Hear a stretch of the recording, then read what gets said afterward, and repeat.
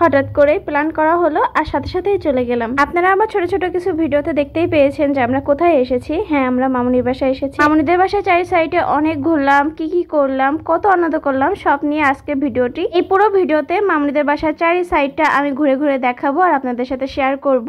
চলুন শুরু করা যাক। আসসালামু আলাইকুম এভরিওয়ান, আপনারা সবাই কেমন আছেন? আপনাদের দোয়া ও ভালোবাসায় আমি ভালো আছি। আমরা একটা বাসে উঠে চলে গিয়েছিলাম সোজা নলতায়। নলতায় হচ্ছে আমার মামুনির বাসা। তো সেখান থেকে একটু নাস্তা পানি নিয়ে এখন এই যে মামুনিদের বাসায় এসে গিয়েছি। মামুনিদের বাসা আগের থেকে অনেক বেশি সুন্দর করে ফেলেছে। তো এরপরে আমার আর আশাই হয়নি। তো এই হচ্ছে প্রথম আসা, মানে একদম বাসা ঠিক করার পর মামুনিদের বাসায় গেট দিয়ে ঢুকতেই মনে হয় যে একটা পুরো রাজকীয় ব্যাপার স্যাপার। আর তারপর আমরা আস্তে আস্তে ভিতরে ঢুকে দেখতে পেলাম যে আমার পছন্দের জিনিস মানে ফুল, আমি যে কতটা ফুল প্রেমিক সেটা আসলে আমার ভিডিও দেখলেই বুঝতে পারবেন। এবার আমরা উপরে উঠে যাব আর এখানে কিছু ফার্নিচার ঠিক করা হচ্ছিল এখনো। আর এই যে হচ্ছে আমার মামুনির বাসা।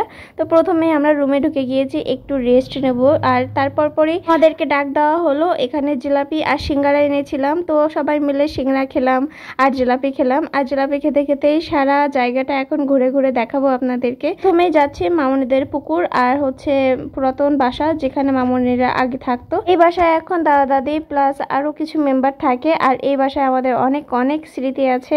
আমরা ছোটবেলায় এই বাসায় অনেক খেলাধুলা করতাম, এই উঠোনে অনেক খেলাধুলা করা হয়েছে।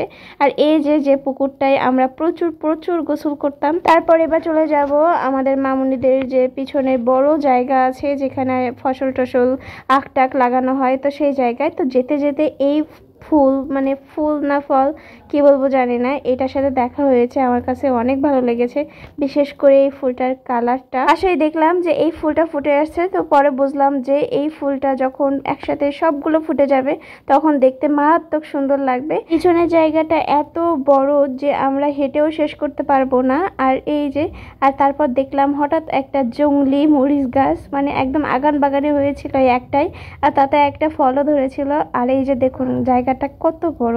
আমরা এদিকে যাচ্ছিলাম আর খুব সাবধানে যাচ্ছিলাম যে পোকা মাকড় সাপ টাপ থাকে কিনা। আর এদিকে এত এত ফুল ছিল, আমি যেখানে যাচ্ছিলাম সেখান থেকে একটা করে ফুল ছিঁড়ছিলাম। তো এই ফুলটা আমার হাতে আসেনি। আর এই যে নতুন একটা জিনিসের সাথে আমরা পরিচয় হলাম, এটার নাম হচ্ছে আটছুটি। আমার খালাতো বোন সব ভেঙে ভেঙে দেখাচ্ছিল যে এটা হচ্ছে আটছুটি, একদম আদার মতো নাকি, কিন্তু আমি একটু গন্ধ স্মেল নিচ্ছিলাম, আহামরি কিছু পাইনি। আর এই যে দেখুন এই কাঁটাগুলো ছোটবেলায় চুলে লাগাতাম। আর আমি বললাম যে একটু দাঁড়া, আমি হচ্ছে তোমার মাথায় লাগিয়ে একটু জনগণকে দেখাই।